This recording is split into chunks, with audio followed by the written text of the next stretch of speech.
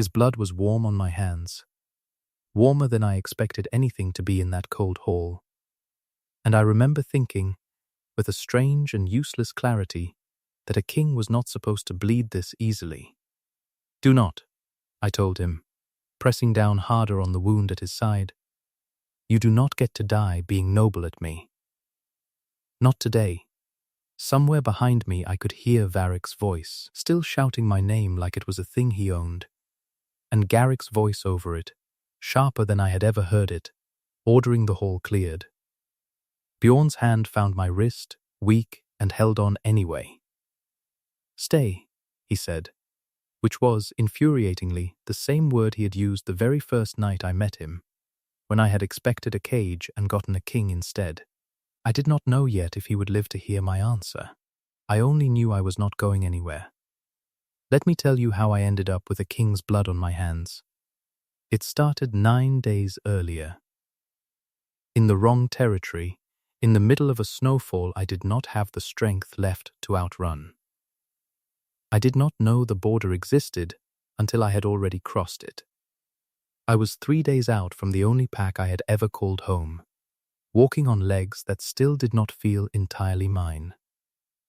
Because a rejection does not simply end a bond, it tears it out by the root. And for the 3 days after Varric stood before our whole pack and said the words that unmade me, I had felt every step of that tearing in my chest, like a wound that would not close. Omega rejection is not a private grief. It is a public unmaking. He had done it in front of everyone, and then he had gone back to his hall, and I had simply started walking, because staying meant living inside the shape of what he had said I was. I did not know I had crossed into Thornfell territory until 3 of its warriors stepped out of the tree line around me, and I understood, with the flat and almost peaceful clarity of someone too exhausted to be properly afraid, that I had wandered into the most feared pack in the north, with no pack of my own to answer for me. Thornfell did not tolerate trespass. Everyone north of the river knew that. I did not run. I do not think I had it in me to run.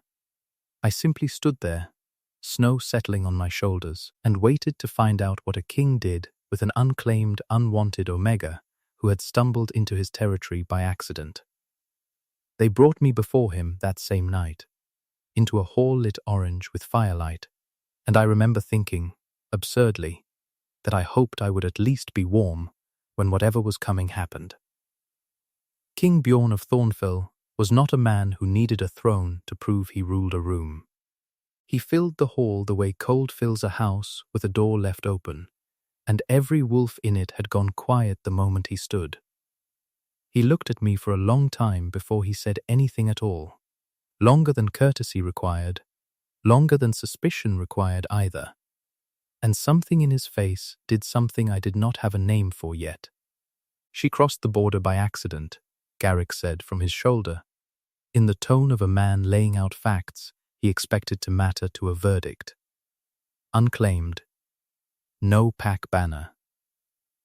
Likely a rejected Omega, by the look of the bond scarring." I flinched at that, because it was true, and hearing it said aloud in a stranger's hall was its own small cruelty. Bjorn's jaw tightened, though not, I would come to understand, at me. "She is not to be touched," he said to the room, in a voice that allowed no argument at all. "And she is not to leave." The hall went very still. I went stiller. "Your Grace," Garrick started, "careful. Trespass in Thornfell has always carried a formal—" "I am aware of what it has always carried," Bjorn said. "It carries something different tonight." I did not understand it. I did not trust it either. I had learned, 9 days ago, exactly how quickly a wolf's declared intentions toward you could turn into something that unmade you in front of a hall full of witnesses, and I was not eager to hand a second king the chance. "I did not ask to be kept," I said, before I could stop myself, my voice raw and unsteady in a way I hated. "I crossed by accident. I will leave the same way, the moment I have strength enough to walk it." Something moved behind Bjorn's eyes, Not offense, which I had braced for, but something closer to recognition, as though I had said exactly the thing he expected a woman who had just survived a rejection to say. "You will leave," he said, "when I am satisfied you are not walking back into whatever nearly killed you the first time. Until then, this hall is yours to be warm in, and no one in it will ask you to explain yourself." I did not have the strength that night to argue with kindness I did not understand. I let a servant lead me to a room with an actual fire in it, and I slept for the first time in 3 days without dreaming about the sound of my own name being unmade in a crowded hall. I did not know then that Bjorn had recognized something the moment he looked at me that had nothing at all to do with fate. The first days at Thornfell taught me more about the pack than any warning south of the river ever had. I had expected fear to live in every corridor of a hall this feared.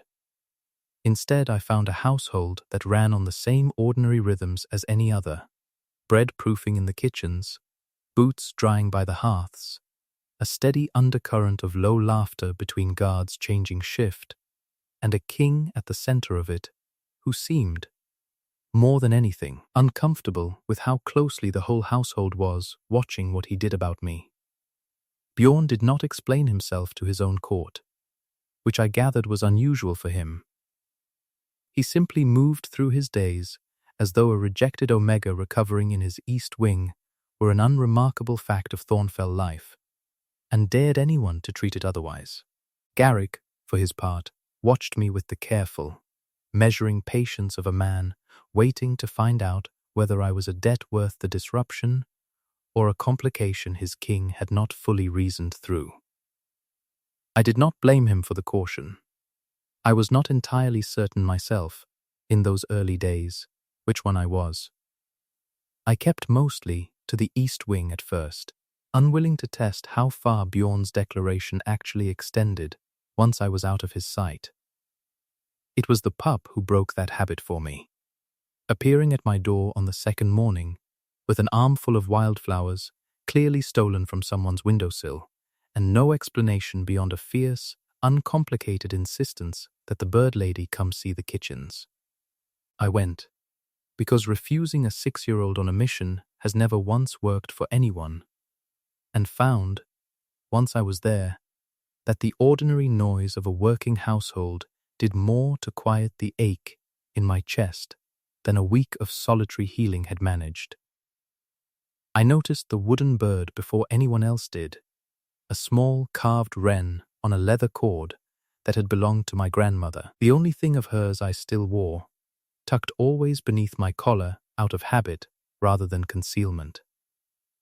It was Garrick who noticed it first, on the third morning, when it slipped loose while I was helping a kitchen girl carry water I had no obligation to carry, and every need to carry anyway, because idle hands made the grief louder.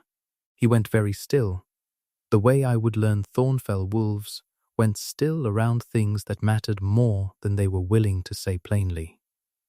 "Where did you get that?" he said, and it was not really a question. "My grandmother's. She was a healer." I tucked it back beneath my collar, wary of the sudden weight in his voice. "Why does it matter?"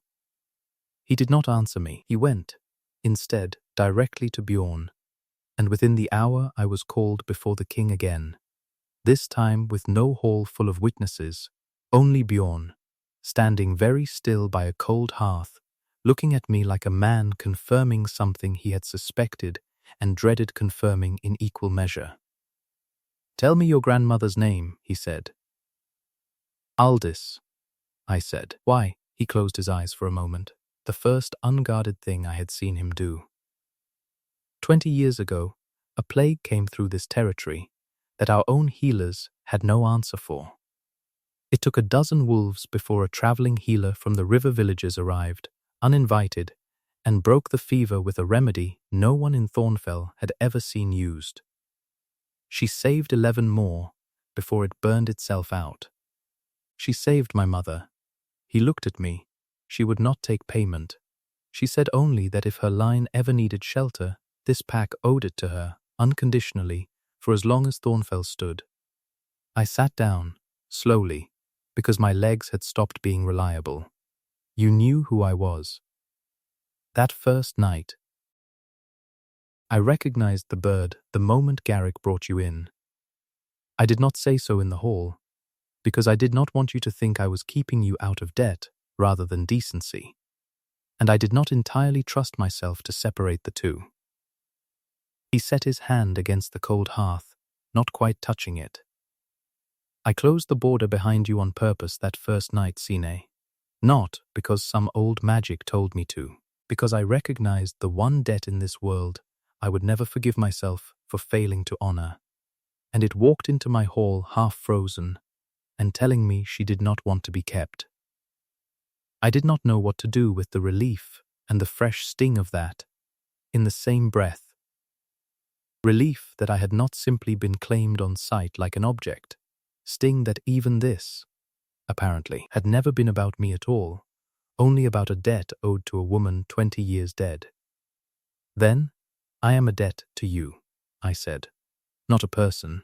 You are the reason I have had to relearn the difference every day since, he said, quiet, and I am not doing well at it. I would like the chance to. I did not answer him right away. I sat with the fire's small heat against my knees and thought about Varek, who had never once in 3 years asked which parts of me were fear and which were affection, who had simply assumed the two were the same thing and acted accordingly. Bjorn was asking. That, more than the debt, more than the border, more than any of it, was the detail I did not know what to do with. I do not know how to tell the difference either, I admitted finally. Not anymore. I thought I knew what being wanted looked like, and I was wrong about it for 3 years running. I am not eager to be wrong again. Then I will not ask you to decide anything tonight, he said. I am only telling you the truth of why the gate closed. What happens after that is yours to decide, on whatever schedule you need it to happen on. I have waited 20 years to repay a debt I did not choose. I can wait considerably longer than that to earn something I did. It was, I would come to understand, the most honest thing anyone had said to me in longer than I could remember.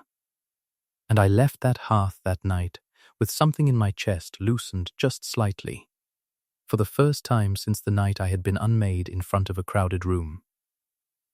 I did not sleep easily that night, regardless. I lay awake, turning the wren over in my fingers, thinking about a grandmother I had barely known who had apparently changed the shape of a kingdom with nothing but her own steady hands, and wondering what it meant that her granddaughter had arrived at that same kingdom with nothing steady left in her at all. I did not have an answer. I only knew that for the first time in 9 days, the ache in my chest had gone quiet enough to let me hear something underneath it that was not grief. If you want to find out whether Bjorn actually managed to become something to me beyond an old debt paid, and whether he survived what came looking for me 9 days later, stay with me through to the end of this. Follow along so you do not lose the thread of what happens when a king's honor and a king's heart turn out to want the same impossible thing. I stayed in Thornfell longer than either of us said aloud that it meant anything. Weeks folded into each other. I learned the names of the kitchen staff, the shape of the hall in every light, the particular quiet of Bjorn's library in the evenings, where I had taken to reading the way I once read in my grandmother's still room, and where he had taken, without ever admitting it, to joining me. I was still raw. I want to be honest about that, because I think it matters more than the romance does. A rejection does not heal, because a kinder king is patient with you. It heals slowly, in pieces, on its own schedule, and Bjorn never once tried to rush mine. He simply stayed present for it, steady, careful, never once making me perform gratitude for a debt I had not asked to be the reward of. There was a small orphaned pup in the household, a girl no older than 6, whose mother had died birthing her and whose father had never claimed her, and she attached herself to me within the first week, with the total, unembarrassed devotion only a child can offer a stranger. She called me the bird lady, for the wren at my throat, and followed me through the kitchens asking questions I did not always have gentle answers for. I found myself, without quite deciding to, becoming something steady in her life, the way no one had been steady in mine for a long while, and I noticed Bjorn noticing it. Something soft, moving behind his composure every time he found the two of us together. She has not attached to anyone since her mother, Garrick told me once, quietly, when Bjorn was out of earshot. Not even the king, and he has tried. I did not know what to do with that either, except keep showing up. It was the pup, in fact, who first said aloud what neither Bjorn nor I had managed to. You should stay, she told me, very seriously. Over a bowl of porridge she was mostly rearranging rather than eating. The king smiles different when you are in the room. He does not know he does it. I laughed, because it was easier than the alternative, and did not tell her that I had noticed the same thing. Varek found me 9 days after I arrived. He came to the Thornfell border with a formal escort and an old law tucked into his mouth like a blade, that a rejection ended a bond, yes, but did not end pack claim. That an omega remained pack property until formally released by ceremony. That I had left Ashholt territory without that release and therefore remained, by ancient right, his to reclaim. Bjorn met him at the gate himself, and I stood beside him because I had decided, somewhere in those 9 days, that I was done being a woman other men discussed the disposal of without her in the room. She left your hall the night you rejected her in front of your entire pack, Bjorn said, flat and cold in a way I had not heard him use before. You do not get to call that an oversight in paperwork. I get to call it whatever old law allows me to call it, Varek said, and looked at me the way he had looked at me the night he ended us. Like an inconvenience he was tired of accommodating. She belongs to Ashholt. I would have thought a king so protective of a stray would understand property law better than to let sentiment cloud it. I understand it perfectly, Bjorn said. I am telling you it does not apply here. She is under Thornfell's protection, and Thornfell does not release debts, even old ones, to men who mistake cruelty for authority. Varek left the gate that day with nothing but words. But I saw, watching him go, the particular stillness of a man who had not actually expected to win this argument, and had come anyway, to see how much resistance a supposedly broken Omega and her new protector would actually offer. I understood, watching him ride away, that he would be back, and that next time he would not bother with the law at all. Garrick doubled the watch that same night without being asked, which told me he had read the same stillness in Varek that I had. Bjorn said nothing about it at supper, but I noticed he sat closer to the door than he had the night before, and I noticed too that he had stopped pretending the danger was only mine to worry about. He came back 6 nights later, past the outer watch, with 4 warriors and no banner, while the hall was quiet and the pup was asleep, and I was alone in the library with a book I was not really reading. I heard the fighting before I understood what it was. A crash somewhere near the west door, Garrick's voice raised in genuine alarm rather than formality, and then Bjorn, moving faster than I had ever seen a man his size move, putting himself between me and a blade meant for my ribs a half-second before it would have found them.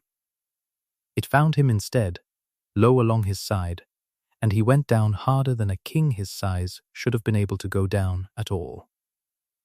That is the moment I told you about at the very beginning of this.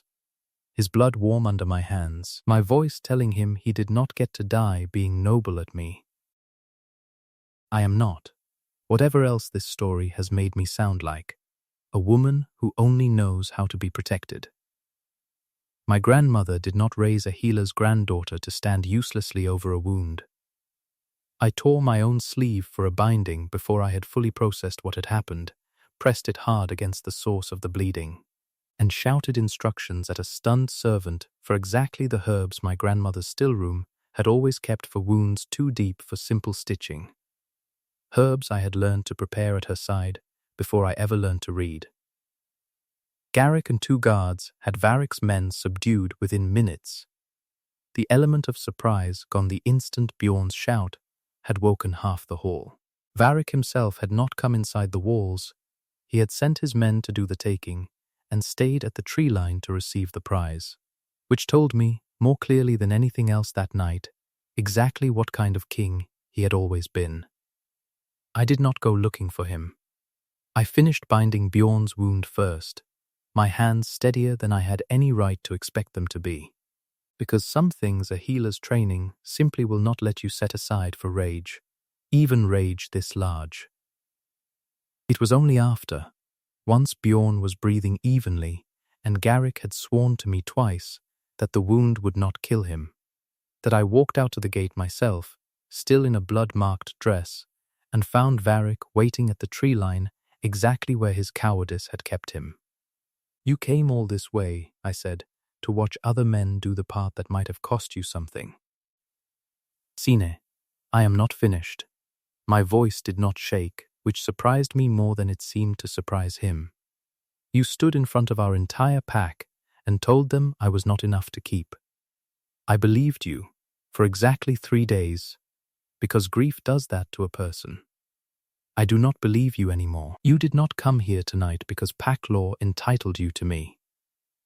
You came because a king who actually wanted me embarrassed you in front of your own men, and you could not stand it. That is not property law, Varric. That is a wounded ego wearing a crown." He had no answer ready for that. I do not think he had expected me to be the one standing at the gate at all. "Leave," I said, "and do not come back across this border again.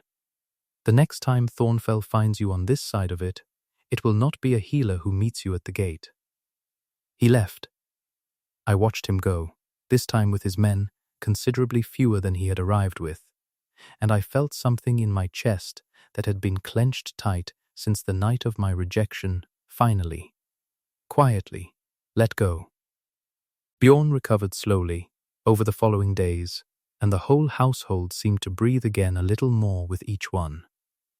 The pup refused to leave his bedside except to sleep, informing anyone who would listen that she had personally decided the king was not allowed to die before he married the bird lady, which made even Garrick laugh for the first time since the ambush.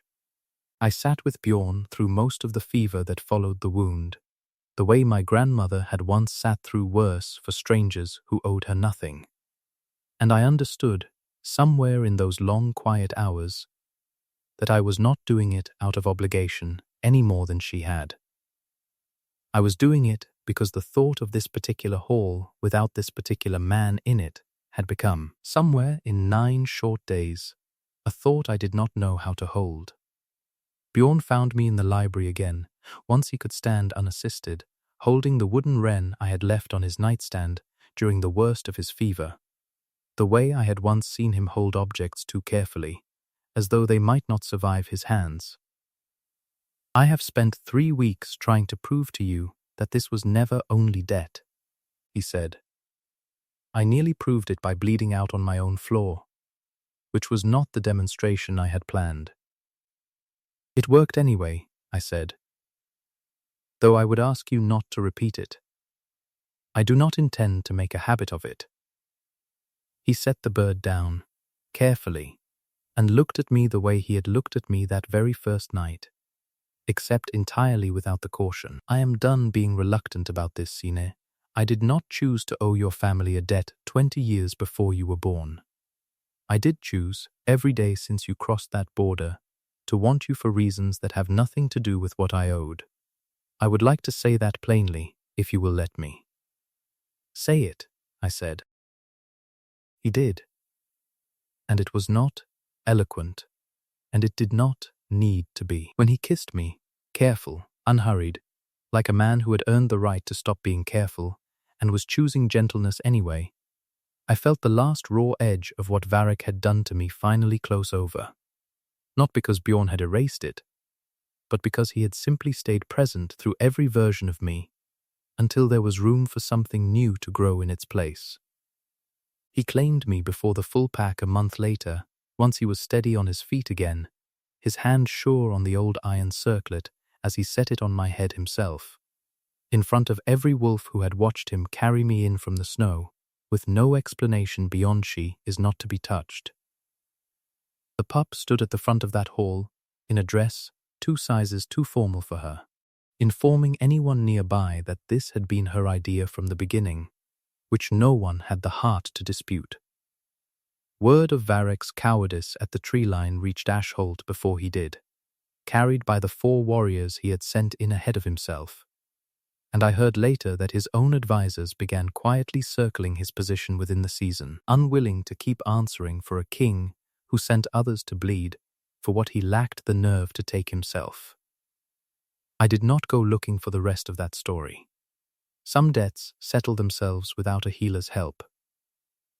6 months later, I stood in that same library with a letter from a healer in the river villages in one hand and my grandmother's wren against my throat, watching frost melt off a window in a room that no longer needed a second person present to feel warm.